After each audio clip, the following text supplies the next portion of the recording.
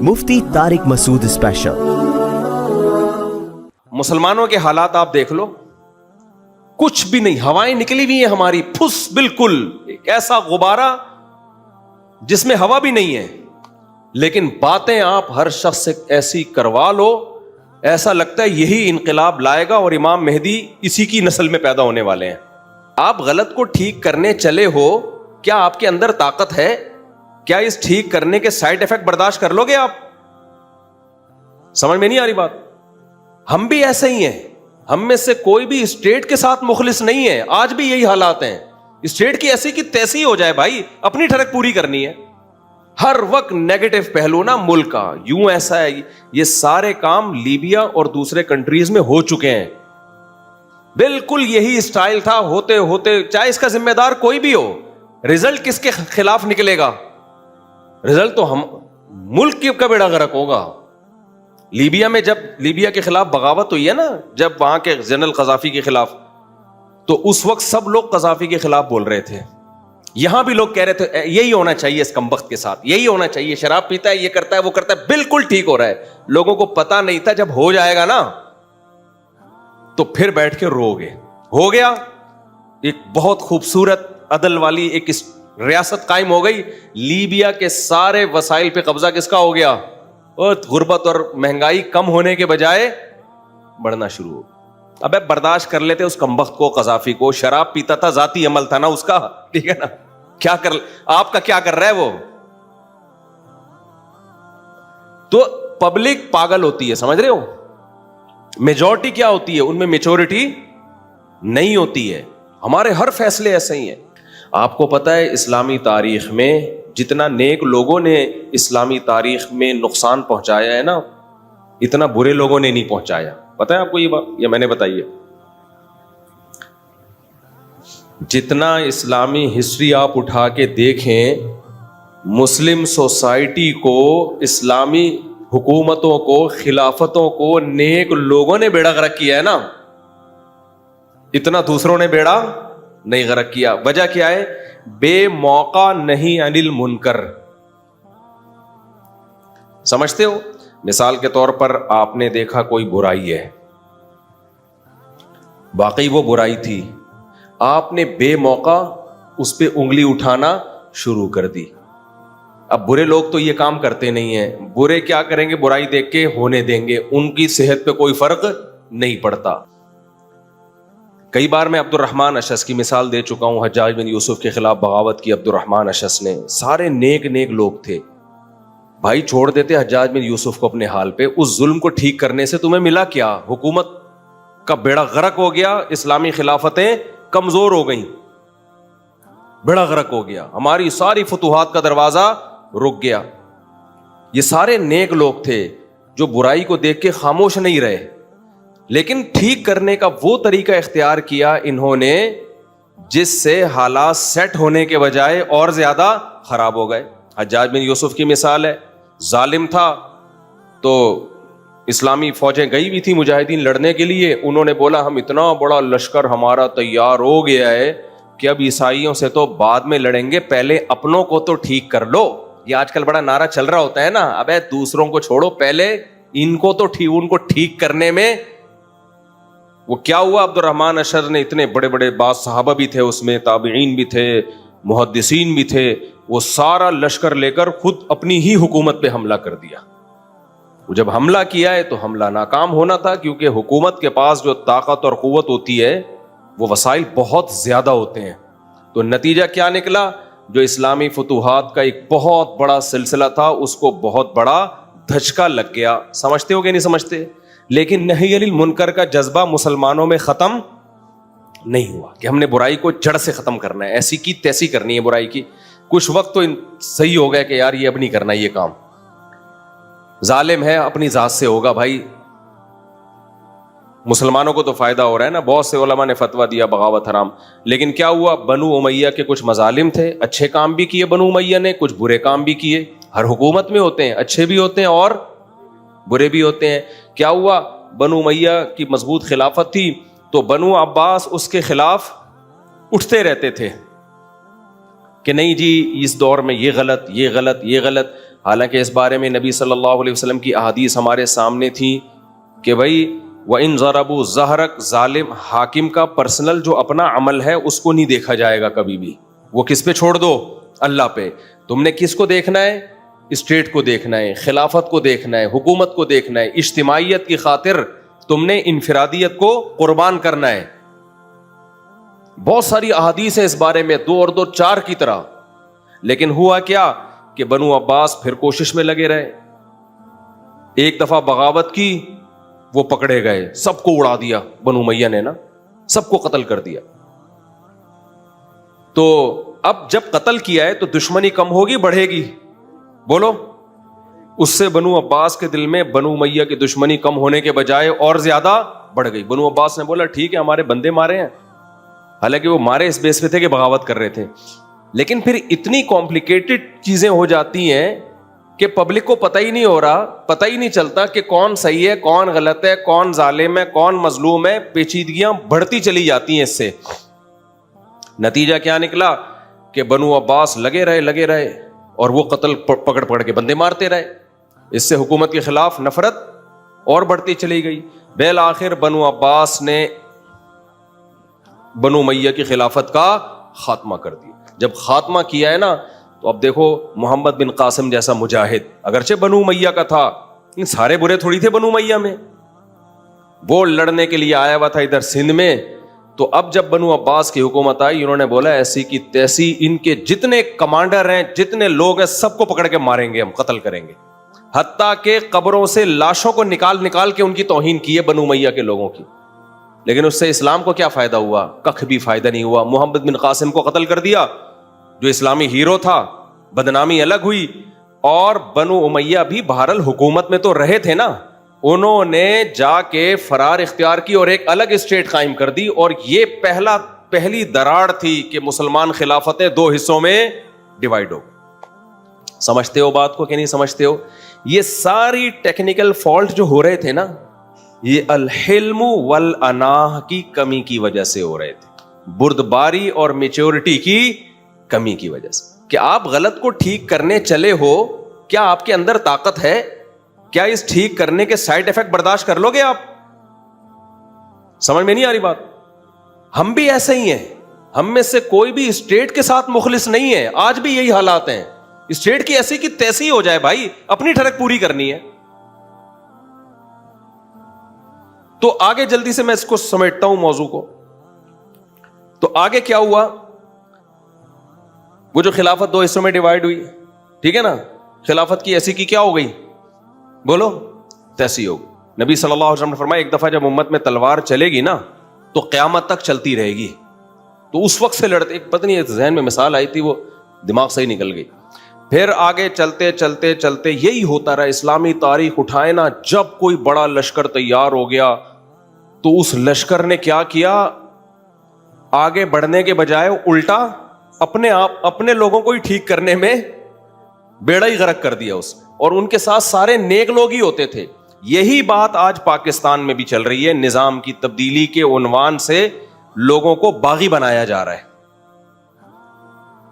میرا بھی یونیورسٹیوں میں دورہ ہوا, پشاور کی 3 یونیورسٹیوں میں اور ایبٹ آباد میں. اسلامک اسکالر کیا کر رہے ہیں آ کے, ان کے پاس تبدیلی کا کوئی سوٹیبل پیکج نہیں ہے, سوائے اس کے کہ آپ کو اسٹیٹ سے نفرت, یعنی ملک کے جھنڈے سے نفرت, ملک کے نام سے نفرت, ہر وقت نیگیٹو پہلو نا ملک کا. یوں ایسا ہے, یہ سارے کام لیبیا اور دوسرے کنٹریز میں ہو چکے ہیں. بالکل یہی اسٹائل تھا, ہوتے چاہے اس کا ذمہ دار کوئی بھی ہو, رزلٹ کس کے خلاف نکلے گا؟ رزلٹ تو ہم ملک کا بیڑا غرق ہوگا. لیبیا میں جب لیبیا کے خلاف بغاوت ہوئی ہے نا, جب وہاں کے جنرل قذافی کے خلاف, تو اس وقت سب لوگ قذافی کے خلاف بول رہے تھے. یہاں بھی لوگ کہہ رہے تھے یہی ہونا چاہیے اس کمبخت کے ساتھ, یہی ہونا چاہیے, شراب پیتا ہے, یہ کرتا ہے, وہ کرتا ہے, بالکل ٹھیک ہو رہا ہے. لوگوں کو پتا نہیں تھا جب ہو جائے گا نا تو پھر بیٹھ کے رو گے. ہو گیا, ایک بہت خوبصورت عدل والی ایک ریاست قائم ہو گئی. لیبیا کے سارے وسائل پہ قبضہ کس کا ہو گیا؟ اور غربت اور مہنگائی کم ہونے کے بجائے بڑھنا شروع ہو.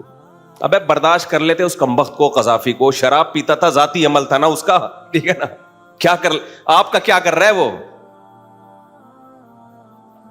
تو پبلک پاگل ہوتی ہے, سمجھ رہے ہو, میجورٹی کیا ہوتی ہے, ان میں میچورٹی نہیں ہوتی ہے. ہمارے ہر فیصلے ایسے ہی ہیں. تو ایک مثال آئی تھی, کھوپڑی سے ہی نکل گئی یار, اتنی بہترین مثال آئی تھی ابھی. تو چلو یہ ہم آگے چلتے ہیں. خلافت عثمانیہ میں بھی ایسا ہی ہوا, اور خلافت عثمانیہ کے جو سقوط کے بہت سارے اسباب تھے نا, اس میں ایک جرمنی کا ساتھ دینا بھی تھا. دیکھو امریکہ پتہ ہے کیوں کامیاب ہے, کھوپڑی بہت زیادہ استعمال کرتا ہے, حالانکہ اتنی پاور ہے امریکہ کے پاس کہ وہ بغیر کھوپڑی استعمال کیے بھی بہت عرصے جی سکتا ہے, کیونکہ پاور جب ہوتی ہے نا تو طاقت آپ کو سروائیو کرواتی ہے. پھر بھی وہ کھوپڑی استعمال کرتے ہیں بہت زیادہ. امریکہ نے جب افغانستان میں حملہ کرنا تھا, اکیلا بھی حملہ کر لیتا, اتنی پاور تھی کہ وہ تہس نہس کر سکتا تھا. اس نے کہا نہیں, جو کام 40-42 ملک مل کے کر سکتے ہیں, میں اکیلا اپنی فوجیں کیوں لے کر آؤں. وہ الگ بات ہے کہ وہاں سے مار کھا کے ہی گیا ہے, لیکن ان کی پالیسی, ان کے مشورے اتنے ہوتے ہیں کہ بھائی میں اکیلا کیوں گھسوں اس جنگ میں پہلے دنیا کو بتاؤں کہ میری اکیلے کی جنگ نہیں ہے, یہ پوری دنیا کو ان لوگوں سے خطرہ ہے, یہاں ان کے ٹھکانے ہیں, پھر دوبارہ ورلڈ ٹریڈ سینٹر پہ حملہ ہو سکتا ہے. اتنے مہینوں ان کی کانفرنسیں چلی ہیں. ابے تو اتنا پاورفل ہے, تیرے لیے تو 2 منٹ کا مسئلہ ہے. اس نے کہا بھائی جو کام تمیز سے ہو سکتا ہے اور کم سے کم نقصان پہنچا کے ہو سکتا ہے, اس میں اپنی فوجوں کو کیوں چوکوں. سمجھ میں آ رہی ہے بات کہ نہیں آ رہی؟ تو ان لوگوں کی کامیابی کا ایک بہت بڑا راز پتہ ہے کیا ہے, ان لوگوں میں جذباتی پن بالکل بھی بولو نہیں ہے. ہمارے اندر ایک دم, یہ اسکالرز دیکھ لو کیا کر رہے ہیں, یوں پلٹ دو, یوں الٹ دو, یوں کھڑک دو, پھڑک دو, اس سے مخالفت کر کے. اچھا دیکھ بھی نہ رہے ہیں جن لوگوں نے تحریکیں چلائی ہیں ماضی میں, ایک تحریک بھی کامیاب نہیں ہوئی ہے. آپ کو ایسے اسکالر ملیں گے ماضی میں, یوں کرتے ہیں یہ مولوی لوگ طلاق کے مسائل بتا رہے ہیں بیٹھ کے, انقلاب کی بات تو کرتے ہی نہیں ہے. تو جو بات کر رہے ہیں وہ بھی صرف بات ہی کر رہے ہیں. تو ہماری قوم کا ایک بہت بڑا المیہ ہے. میں ایک حدیث سنا کے بس پھر آگے چلتا ہوں. دیکھو نبی صلی اللہ علیہ وسلم نے, صحیح بخاری کی حدیث ہے, آج ہی ہم نے جامعۃ الرشید میں حدیث پڑھائی. آپ صلی اللہ علیہ وسلم نے حضرت عائشہ کو فرمایا, لولا حدثان قومک بالاسلام, اگر تمہاری قوم ابھی نئی نئی مسلمان نہ ہوئی ہوتی تو میں بیت اللہ کی دیواروں کو کھینچ کے حتیم تک لے جاتا, کیونکہ ابراہیم علیہ السلام نے جو بیت اللہ بنایا تھا وہ کہاں تک تھا, حتیم تک تھا. حتیم سمجھتے ہیں, وہ جو ایک کرو نشان ہے نا, قوس, ادھر توجہ بھائی, ایک قوس نہیں ہے جو, بیت اللہ اصل میں چوکور نہیں ہے, لمبائی میں زیادہ ہے. تبھی ہم طواف کہاں سے کرتے ہیں, پورا حتیم سے گھوم کے طواف کرتے ہیں نا بھائی. کبھی آپ نے دیکھا 4 دیواری کے بالکل قریب سے چپک کے کوئی طواف کر رہا ہو؟ ایسا نہیں ہے. 4 دیواری کے قریب سے چپک کے جاتے ہیں ہم, لیکن لمبا انڈے چکر کاٹتے ہیں ہم. وجہ کیا ہے, بیت اللہ وہاں تک ہے. حتیم بھی, تبھی لوگ حتیم کے اندر نماز کی کوشش کرتے ہیں نا, کیا خیال ہے, کیوں کرتے ہیں؟ اس لیے کہ وہ بیت اللہ کے اندر کا حصہ ہے. بھائی جب اندر کا حصہ ہے بیت اللہ کے, تو نبی صلی اللہ علیہ وسلم نے وہاں تک دیواریں کیوں نہیں بنا دی؟ سوال پیدا ہوتا ہے کہ نہیں ہوتا؟ بھائی وہاں تک دیوار بنا دیتے ہیں نا آپ صلی اللہ علیہ وسلم. صحیح بخاری کی حدیث, نبی صلی اللہ علیہ وسلم نے حضرت عائشہ سے فرمایا کہ ابراہیم علیہ السلام نے جو بیت اللہ بنایا تھا, حتیم اس بیت اللہ کے اندر داخل تھا. 4 دیواری کہاں تک تھی؟ یہاں تک تھی. ہوا پتہ ہے کیا ہے, عربوں نے, جو مشرکین مکہ تھے, انہوں نے جب بیت اللہ کی دوبارہ سے تعمیر کی ہے تو ان کے پاس حلال آمدن کم پڑ گئی تھی, تو یہاں تک بنا دیا انہوں نے جہاں تک اب بنا ہوا ہے. آگے انہوں نے کہا کہ ہمارے پاس حلال پیسے نہیں ہیں, سارے جوئے کے اور سٹے کے اور طوائفوں کے کچھ پیسے ان کے پاس تھے. انہوں نے کہا یہ ناپاک پیسہ ہم بیت اللہ کی تعمیر پہ نہیں لگائیں گے, فی الحال اس کو یہیں تک چھوڑ دو, جب حلال پیسوں کا انتظام ہوگا تو اس تعمیر کو ہم کہاں کر دیں گے, آگے. اب اس پر طویل عرصہ گزر گیا, جو نئی نسل جو آئی نا وہ یہ سمجھنے لگی کہ یہیں تک ہے. توجہ ہے نا آپ لوگوں کی, نئی نسل کیا سمجھنے لگی, یہاں تک ہے, اس سے آگے نہیں ہے. طواف تو ہوتا رہا دور تک, کیونکہ باپ دادا تو یہی سکھا کے گئے تھے نا ابھی یہاں سے گھومنا ہے, لیکن نئی نسل سمجھنے لگی کہ دیواریں یہیں تک ہیں. جب اسلام کو غلبہ مل گیا, مکہ فتح ہو گیا, آپ صلی اللہ علیہ وسلم کو مکمل کنٹرول ہو گیا, تو آپ نے امی عائشہ سے فرمایا کہ میں چاہتا ہوں کہ بیت اللہ کی دیواروں کو وہاں تک لے جاؤں جہاں تک ابراہیم علیہ السلام نے کھڑا کیا تھا, لیکن مجھے ڈر یہ ہے کہ بہت سے لوگ عرب کے فتح مکہ کے بعد بہت سارے قبائل مسلمان ہوئے ہیں, ان کو یہ بات سمجھانا مشکل ہو جائے گا. وہ یہ کہیں گے کہ لو بھائی انہوں نے ابراہیم علیہ السلام والا قبلہ ہی تبدیل کر دیا, کیونکہ ہر ایک کو یہ بات معلوم نہیں ہے. سمجھتے ہو کہ نہیں سمجھتے ہو؟ ہر شخص کو یہ بات سمجھانا ہمارے لیے ممکن نہیں ہے. ان کے دل میں اسلام کے بارے میں شک پیدا ہو جائے گا کہ لو بھائی جو قبلہ ابراہیم علیہ السلام کا تھا انہوں نے تو اس کی دیواریں بڑھا کے قبلہ ہی تبدیل کر دیا ہے, تو یہ تو سچے نبی ہو ہی نہیں سکتے. ان کے دل میں شک پیدا ہو جائے گا اور ایک فتنہ پیدا ہو جائے گا. لہذا چاہت کے باوجود بھی ہمارے نبی نے یہ کام بولو نہیں کیا. یہ میچورٹی آج کل دینداروں میں شارٹ, جو دماغ میں کھوپڑی میں خیال آتا ہے نا بس فوراً کیا ہو جائے, پورا ہو جائے. جب یہ ہے تو یہی ہونا چاہیے. ایسے کہ امام کو بالکل ٹھیک کر دو, تیر کی طرح سیدھا کر دو. لوگ مجھے آ کے بول رہے ہوتے ہیں یہ کر دو وہ کر دو, میں کہتا ہوں بھائی میں نہیں کر سکتا یہ کام, اس کے سائڈ افیکٹ اتنے ہیں کہ میں یہی کروں گا دنیا میں, اس کے علاوہ کسی اور کام کا رہوں گا نہیں. نہیں چپ کیوں بیٹھے ہو, بولو بولو بولو. تو آپ نے صرف اصلاح نہیں کرنی, ہمارے نبی نے چھوڑ دیا اس کو اسی طرح, کوئی بات نہیں بھائی طواف تو پورا ہی ہو رہا ہے نا, گول چکر. اب ایک نئی جنگ چھڑ جائے گی, ایک نیا فتنہ کھڑا ہو جائے گا, تو بیت اللہ کی چار دیواری بڑھانے سے زیادہ کیا ضروری ہے, امت میں فتنہ اور انتشار پیدا نہ ہو. تو اس نے کہا کہ بھئی جب نبی کی حدیث ہے تو ہم حدیث پر عمل کریں گے, ہم اس کو بڑھا دیں گے. ٹھیک ہے نا, کوئی خلیفہ آیا, وہ نام اس کا ذہن سے نکل گیا, اس نے بڑھا دی کہ یہاں تک ہوگا. جب حدیث موجود ہے, اب اسلام کو غلبہ ہے تو ہمارے پاس صحیح حدیث موجود ہے, جو حدیث میں آیا ہم وہی کریں گے. جب بڑھایا تو لوگوں میں فتنہ کھڑا ہو گیا, لوگوں نے بولے جو کام نبی نے نہیں کیا تم نے کیسے کر دیا. وہ حدیثیں پیش کر رہے تھے حضرت عائشہ سے, وہی جو بخاری والی حدیث, حضرت عائشہ کی حدیث ہے, اصل میں تو یہاں تک ہے, یہاں تک نہیں ہے. تو لوگوں میں پھڈا پیدا ہو گیا, تو ایک نیا خلیفہ آیا, اس نے گرا کے واپس پرانا پہ لے آیا. امام مالک نے فتویٰ دیا اس میں تبدیلی جائز نہیں ہے, چاہے حدیث موجود ہے پھر بھی حرام ہے. وجہ اس کی ہے کہ کھلواڑ بنا دو گے تم بیت اللہ کو. اگر امام مالک یہ فتویٰ نہ دیتے, اب یہی ہوتا کوئی نئی گورنمنٹ آتی, یہاں تک اگلے سال ہم حج کے لیے جاتے تو یہاں تک دیواریں ہیں, اور اس کے اگلے سال حج کے لیے جاتے وہ دیواریں کیا ہوتی, چھوٹی. امت میں اس کے علاوہ اور کوئی کام نہ ہوتا. اب آپ کہہ سکتے ہو کہ اس میں مصلحت کیا تھی.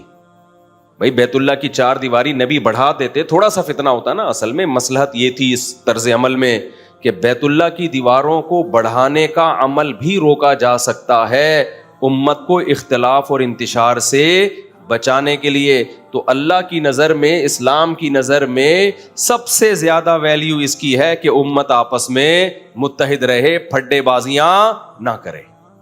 سمجھتے ہو کہ نہیں سمجھتے ہو؟ تو ہمارے نبی کی طبیعت میں حلم اور انا, بردباری بھی تھی اور جلد بازی کے فیصلے بھی نہیں تھے. اگر ہوتے اسی وقت سے تلواریں چلنا شروع ہو جاتی. صلح حدیبیہ میں بھی ایسا ہی ہے. صلح حدیبیہ میں آپ صلی اللہ علیہ وسلم نے ساری شرطیں غیر مسلموں کی مانی ہیں.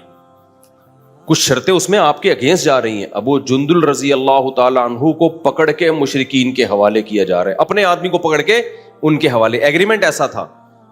کیا آج دینداروں میں ایسا حوصلہ ہے کوئی اس طرح کا ایگریمنٹ کر لیں؟ کہ نبی نے کیوں کیا؟ نبی صلی اللہ علیہ وسلم یہ جانتے تھے میرے پاس جو افراد ہیں وہ 1400 ہیں, بہت تھوڑے سے ہیں, اور مقابلہ جن سے ہو رہا ہے ان کی تعداد بہت زیادہ. تو جنگ کو ٹالنے میں کچھ ہمارے نقصانات ہیں لیکن فائدہ زیادہ ہے, اور جنگ کرنے میں کچھ فائدے ہیں لیکن نقصانات بولو زیادہ ہیں. تو گراؤنڈ ریئلٹی کو دیکھ کر ہمارے نبی صلی اللہ علیہ وسلم نے فیصلہ کیا. اور ظاہر ہے جنگ کو ٹالنا ممکن نہیں تھا جب تک ان کی شرطیں نہ مانی جاتی, کیونکہ وہ طاقتور تھے.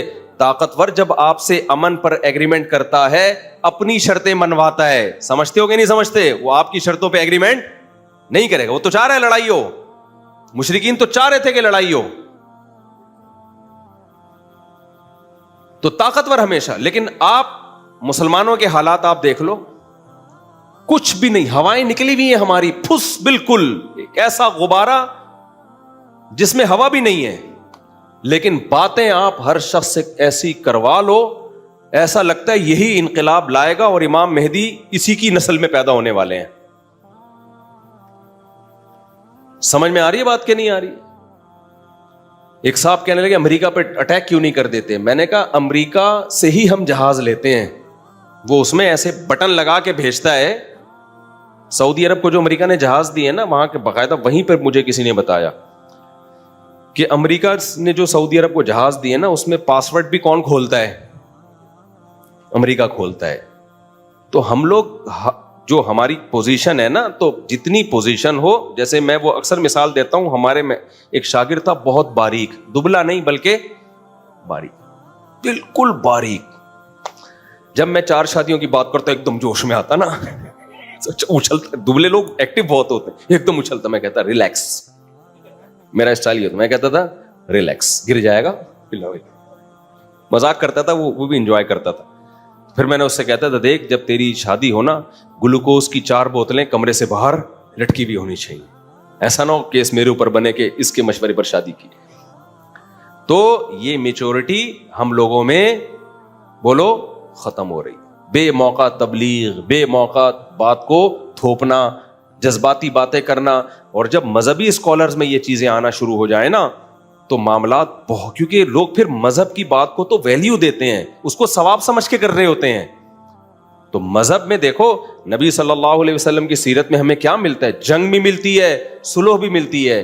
دیکھو لوگ پتہ ہے کیا کہتے ہیں کہ نبی صلی اللہ علیہ وسلم نے تو 23 سال میں جہاد بھی کیا, جنگ بھی کی, صلح بھی کی, ہم کیا کر رہے ہیں؟ بھائی 23 سال میں جو نبی کی سیرت ہے وہ ہمارے لیے قیامت تک کے لیے. اصل سیرت جنگ یا امن نہیں ہے, اصل سیرت نبی کی یہ ہے کہ گراؤنڈ ریئلٹی کو سامنے رکھ کے فیصلے کیے ہیں. آپ نے گراؤنڈ ریئلٹی کو سامنے رکھ کے ہی فیصلے کرنے ہیں. نبی نے 23 سال میں سب کچھ کیا, ہم 23,000 سال میں کریں گے. یہ اگر 200 سال میں بھی حالات نہیں بنتے, حالات صلح کے بنتے, تو 200 سال میں بھی صلح ہی کرنی ہے. سمجھ میں آ رہی ہے اب کہ نہیں آ رہی؟ 23 سال میں اللہ نے نبی کو وہ سارے کام اس لیے کروائے کہ کہیں جنگ کا موقع ہوگا تو جنگ کرنی پڑے گی, کہیں صلح کا موقع ہوگا تو صلح کرنی. 100 سال بھی صلح کرنی پڑے 100 سال بھی صلح کرو گے, 1000 سال بھی کرنی پڑے 1000 سال بھی کرو گے. میں وہ خلافت عثمانیہ کی بات کر رہا تھا. خلافت عثمانیہ کے جو سقوط ہوئے ہیں نا, ان میں ایک بہت بڑی وجہ پتہ ہے کیا ہے؟ ایک بہت بڑی وجہ یہ ہے کہ جو پہلی جنگ عظیم تھی نا, اس میں خلافت عثمانیہ کود پڑی تھی, جبکہ کودنے کی طاقت تھی نہیں. حالانکہ یہ عثمانیوں کا پھڈا ہی نہیں تھا, یہ جرمنی اور فرانس کی برٹش کی جنگ تھی, جس میں 2 بڑے بڑے ملک ایک دوسرے کے اگینسٹ تھے. جیسے امریکہ کی جنگ نہیں تھی نا, یہ پہلی جنگ عظیم اور دوسری جنگ عظیم کا امریکہ سے کوئی لینا دینا تھا نہیں تھا. تو امریکہ گھنا بن کے بیٹھا رہا ہے آخری دن تک. بالکل آخر میں امریکہ نے یہ کیا کہ جب جاپان بہت زیادہ آگے چلا گیا نا, اور ڈر ہوا کہ اب تو یہ سب کی واٹ لگا دے گا, تو 1 عدد بم لے جا کے ایسے کر کے پھاڑ دی امریکہ نے. پہلے اس میں بھی کوشش کی کہ نہ پھاڑوں بم میں. تو کیوں؟ میچورٹی. اس نے کہا بھائی ہماری جنگ نہیں ہے, ہم کیوں کودیں اس میں. لیکن مسلمانوں سے کیا غلطی ہوئی؟ وہی جذباتیت ہوگی. اس وقت بھی جنگ ہو رہی ہے, لڑائی ہو رہی ہے. ہٹلر کو ایک شوق ہوا دنیا فتح کرنے کا. ہمارے پاس اتنے سارے ممالک تھے, اتنے وسائل تھے. خلافت عثمانیہ نے کیا کیا؟ اتحاد کس سے کر لیا؟